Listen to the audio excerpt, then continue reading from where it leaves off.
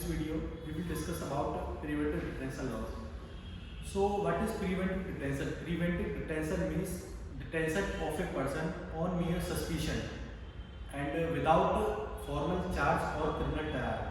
Suppose that government of India thinks that you are the threat to the internal security of India and now you can be detained under preventive detention laws.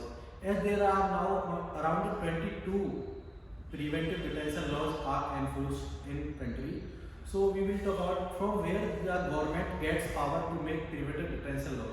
So according to Article 22, government can make preventive detention laws. But in 1950, first Preventive Detention Act was implemented and it was badly misused by government, and eventually it was challenged in Ek Gopalan case, but Supreme Court upheld the validity of the act and in 1969 it was lapsed.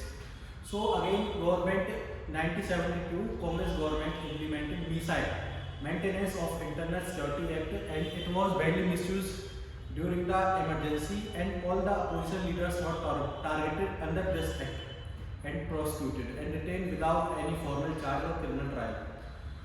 So again Janata government came into power in 1978 and it was abolished this act. It was abolished this act and again Congress government came into power in 1980 and it implemented National Security Act 1980 and still it is in force in this country.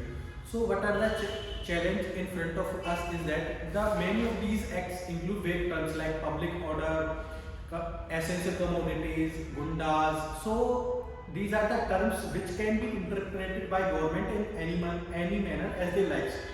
Suppose that I am making raw wine. Now government got to know that I am making raw wine. Now they can detain me under preventive detention law, because it can be interpreted like I am threatening public order or I am making harm to public order. So like general laws or general crime or regular crimes are coming under these definitions. So really it is a threatening issue, and there is a data in 2019 itself around 1,66,000 people were detained under this act or preventive detention laws. Thank you.